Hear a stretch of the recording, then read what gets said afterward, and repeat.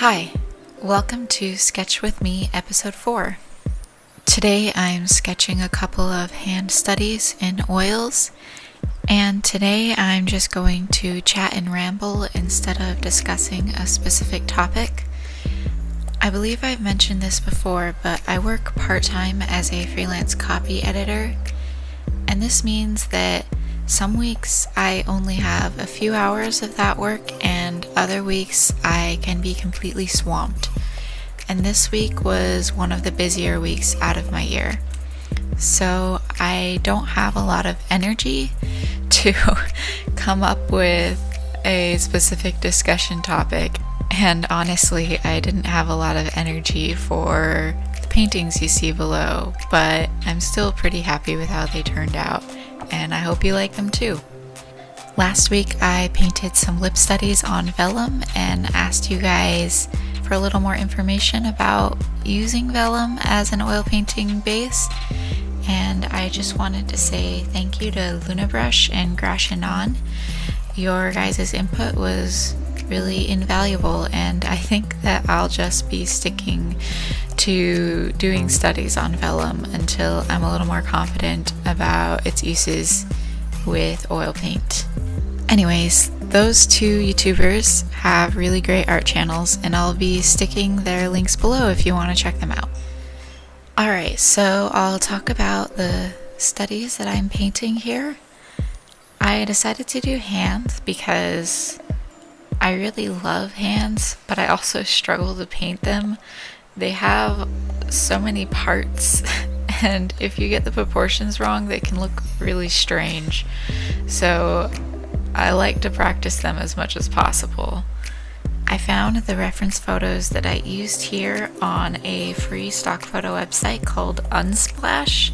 I'll also leave a link for that below because it's a really great resource for painting references. The references for these really stood out to me because I really liked that they had objects other than hands in them, and I also really enjoyed the color combinations.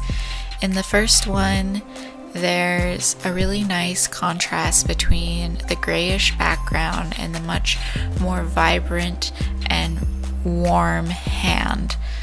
And the second hand study has a really great color contrast between the more purple hued background and the more yellow tones and orange tones found in the hand and in the leaf that the hand is holding.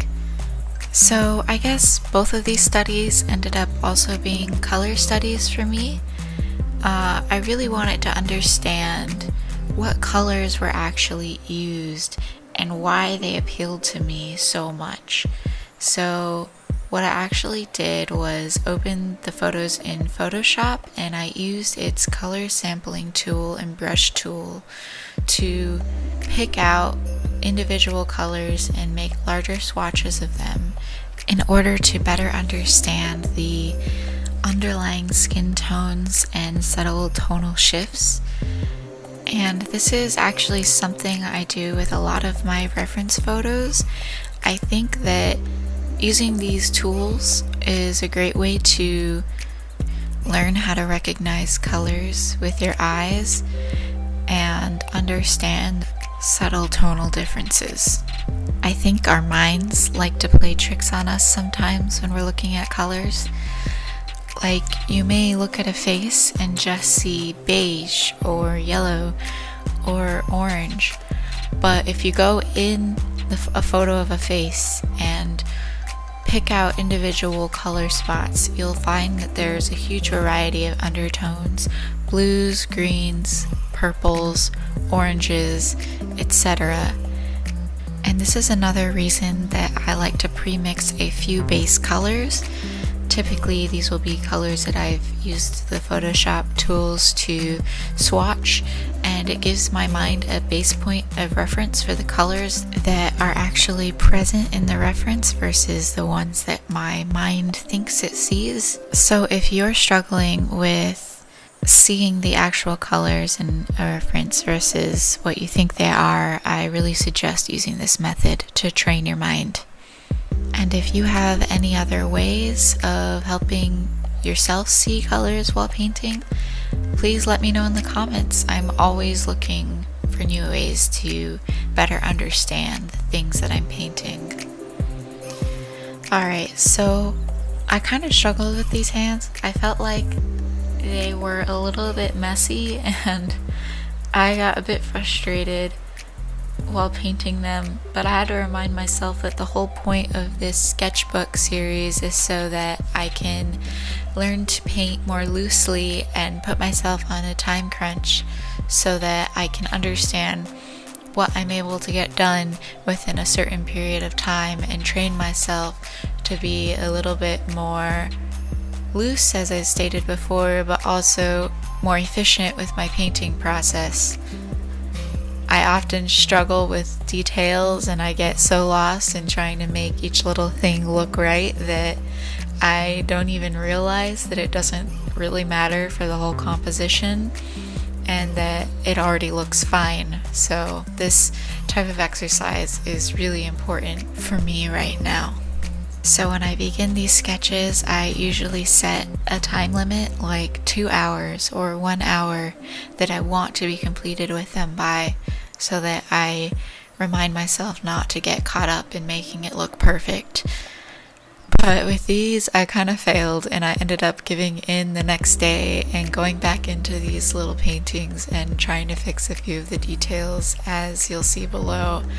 And unfortunately, I forgot to make sure that the camera was in focus, so I apologize, but this last clip of video is just a tiny bit out of focus, but you can still get a general idea of what I'm doing. Anyways, on weeks busy like this week, I kind of have a hard time thinking of what to paint or talk about, so if you have any requests, please leave them in the comments below. When I don't have any of my own ideas, I'll definitely look at these and try to address them in future videos and or paint them in future videos.